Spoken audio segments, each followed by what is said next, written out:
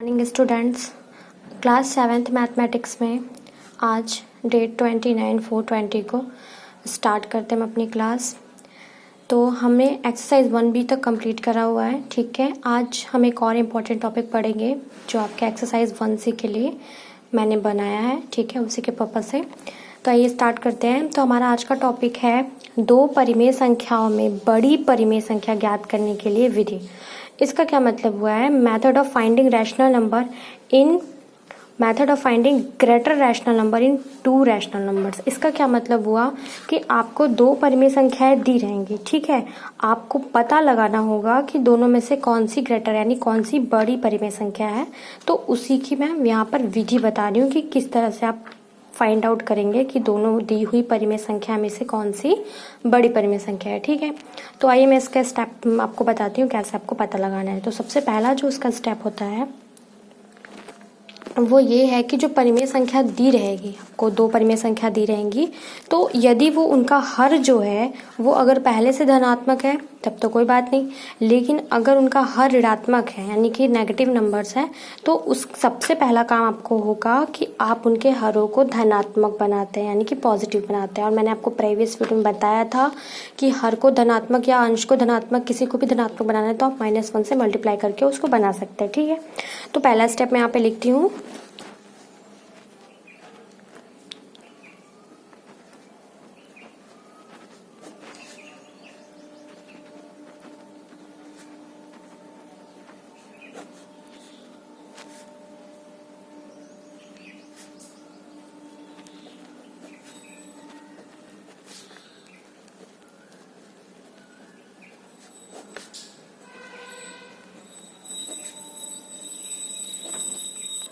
तो देखिए स्टूडेंट्स, तो पहला मैं हम लोगों का जो पॉइंट है वो क्या कह रहा है कि परिमेय संख्याओं के हरों को धनात्मक बनाते हैं। तो इसका क्या मतलब हुआ? जैसे मान लीजिए कि आपको दी हुई दो परिमेय संख्या, एक है आपका 2/-3, दूसरा है आपका 2/6। तो आपको कंपैरिजन करना हो कि दोनों में कौन सा ग्रेटर है। तो सबसे पहला काम हम क्या करते हैं कि हम अपने हरों को देखते हैं। अगर हमारी दोनों दी हुई परिमेय संख्या मान लीजिए 2/3 और 2/6 होता है तब हम अपना आगे का प्रोसेस करते हैं जो मैं आपको स्टेप सेकंड बताऊंगी। लेकिन पहला स्टेप हमारा क्या है कि दी हुई परिमेय संख्या में यदि हर में कोई भी ऋणात्मक है तो पहले हम उसे धनात्मक बनाते हैं। तो इसे हमें धनात्मक बनाना पड़ेगा। तो इसके लिए हम क्या करेंगे, -1 से अंश और हर में गुणा करेंगे, तब ये क्या बन जाएगा -2/3। अंश आपका ऋणात्मक हो चलेगा, हर आपका ऋणात्मक नहीं होना चाहिए।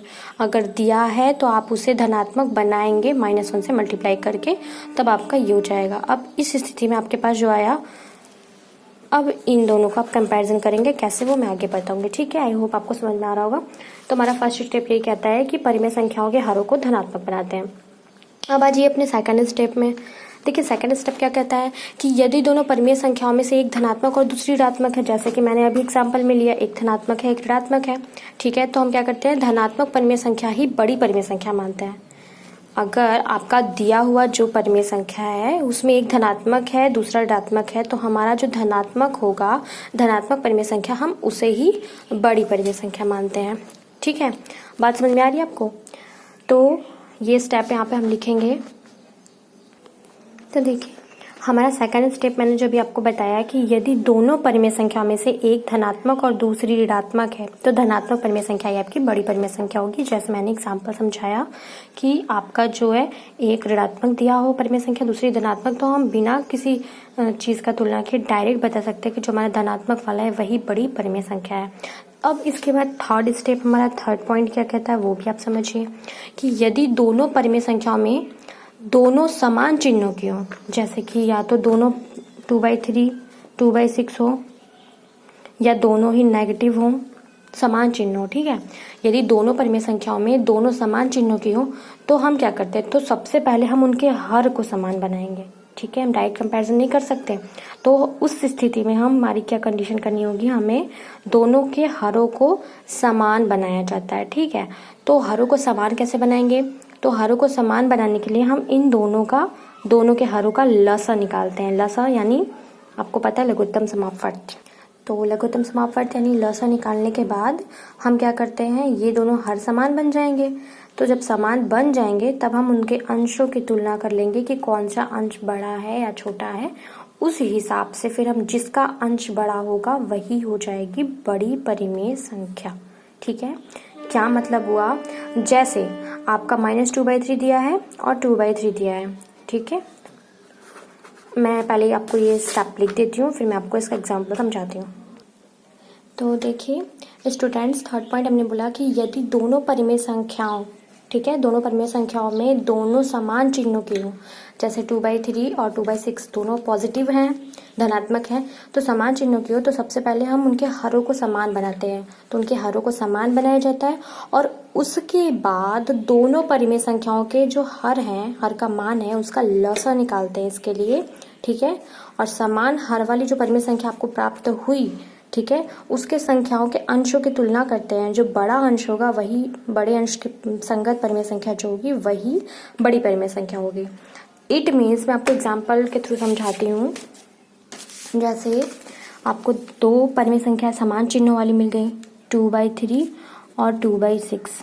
ठीक है, तब आप कैसे पता लगाएंगे कि कौन सी बड़ी परिमेय संख्या है। तो सबसे पहले हम इसके लिए क्या करते हैं कि हम इनके हरों को समान बनाएंगे। तो हर को समान बनाएंगे कैसे, हम लसा के थ्रू एलसीएम लेंगे। तो इन दोनों का हम क्या करेंगे, दोनों के हरों का, याद रखिएगा हरों का ही हम एलसीएम निकालते हैं। तो यहाँ पर 3 और 6 का आप निकाल लीजिए।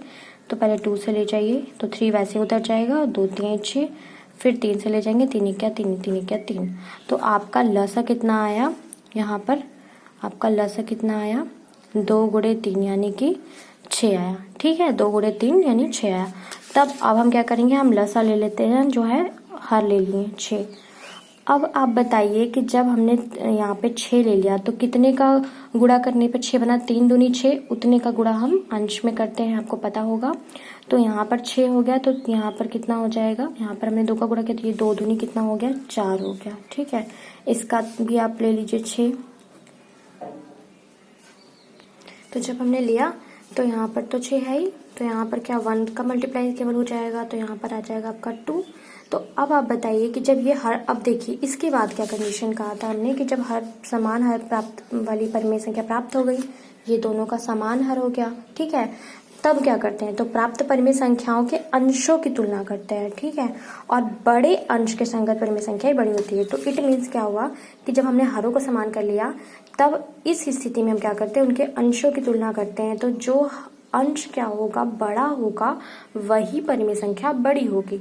तो यहाँ पर अंशों की तुलना करेंगे तो ये बड़ा है, तो ये परिमेय संख्या हमारी बड़ी होगी, यानी ये परिमेय संख्या। इट मीन्स क्या हुआ कि हमारा इन दोनों में कौन सा ग्रेटर होगा, 2/3 होगा। इस तरह से हम पता लगाते हैं। आई होप आपको समझ में आ गया होगा। ठीक है, ये तो बात रही कि आप किस तरह से हरों को समान बनाकर इस तरह से आप निकालते हैं, उनके पहले हरों के धनात्मक को, चिन्ह को पहले धनात्मक बनाते हैं, ये सारी चीजें। अब एक और तरीका मैं आपको बताती हूँ जिससे आप तुलना कर सकते हैं और बता सकते हैं कि दी हुई परिमेय संख्या में कौन सी बड़ी परिमेय संख्या। तो आइए मैं बताती हूँ आपको।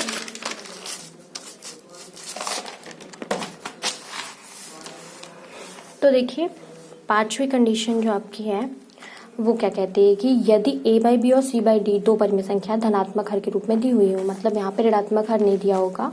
यदि मान लीजिए कोई परिमेय संख्या a/b और c/d दिया हो, ठीक है, a/b और c/d आपकी दो परिमेय संख्याएं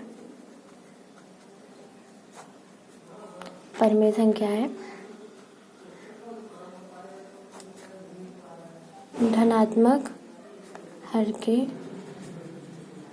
रूप में है, तो क्या होगा। यहाँ से आप बात समझिए कि यदि दो परिमेय संख्या आपका a/b और c/d धनात्मक हर है इसमें, ठीक है, के रूप में है, तो क्या होगा। तो याद रखिए कि अगर आपका a/b बराबर c/d है, ठीक है, a/b बराबर c/d कब होगा, यहाँ पर 3 कंडीशन जनरेट होती है, वो आपको समझनी है कि यदि आपके पास दो परिमेय संख्याएं a/b और c/d दी हो, इस प्रकार की हर धनात्मक हो, तब इस स्थिति में a/b बराबर c/d कब होगा? यदि AD बराबर BC होगा। क्या मतलब हुआ इसका? देखिए, आपको दो परिमेय संख्याएं दी हैं a/b और c/d, ठीक है। तो ये a/b बराबर c/d यानी ये दोनों आपस में बराबर कब होंगे?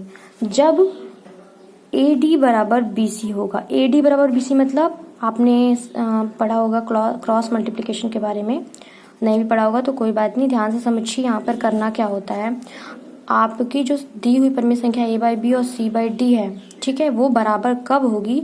तो वह तभी बराबर होगी जब AD बराबर BC। यानी कि क्या मतलब हुआ कि ये दोनों परिमेय संख्या दी हैं, ठीक है, तो आप इन दोनों का गुणा करें, यानी AD गुणा कर दें, A गुणे D कर दें, पहला निकाल लें, AD का गुणा करके ये जो परिमेय संख्या दी हुई है, ये जो परिमेय संख्या दी हुई, तो पहले का अंश दूसरे का हर का गुणा कर दें आपस में, वो देखिए कितना आ रहा है। उसके बाद दूसरे का हर और पहले का हर और दूसरे का अंश यानी कि BC का गुणा कर दें और देखिए कितना आ रहा है। यदि ये दोनों बराबर आते हैं तो उस स्थिति में यानी AD बराबर BC निकालें, आप AD निकाल लें और BC, ये दोनों बराबर आते हैं, तभी a/b is equal to c/d होगा। ये कहने का मतलब यहाँ पर ये है। पहला ये आपका है कि यदि a/b c/d दो परिमेय संख्या दी गई हैं तो a/b बराबर c/d कब होगा, यानी दोनों परिमेय संख्या आपस में बराबर कब होंगी? जब AD बराबर BC होगा। यानी क्रॉस मल्टीप्लाई करके निकालेंगे आप इनका और इनका गुणा करके, अगर वो दोनों बराबर आ रहे हैं तो ये दोनों परिमेय संख्या बराबर होंगी। दूसरी कंडीशन क्या कहती है, a/b जो है वो c/d से बड़ा कब होगा? a/b आपका c/d से बड़ा कब होगा? ये भी वैसे ही चलेगा यदि जो आपका AD है वो BC से बड़ा हो, ठीक है। आपका a/b और c/d दिया है, तो ये वाला बड़ा कब होगा? जब जो आपने AD निकाला है और BC निकाला, ये गुणा करके और ये गुणा करके निकाला, उस स्थिति में AD जो आपने गुणा किया है, अगर ये AD बड़ा है तभी आपका a/b भी क्या होगा? बड़ा होगा। तो यहाँ पर आप क्या समझ गए कि a/b आपका c/d से बड़ा कब होगा? जब AD आपका BC से बड़ा होगा, ठीक है। तीसरी कंडीशन समझिए आप, a/b c/d से छोटा कब होगा? सेम प्रोसीजर है, यदि AD क्या होगा? BC से छोटा होगा।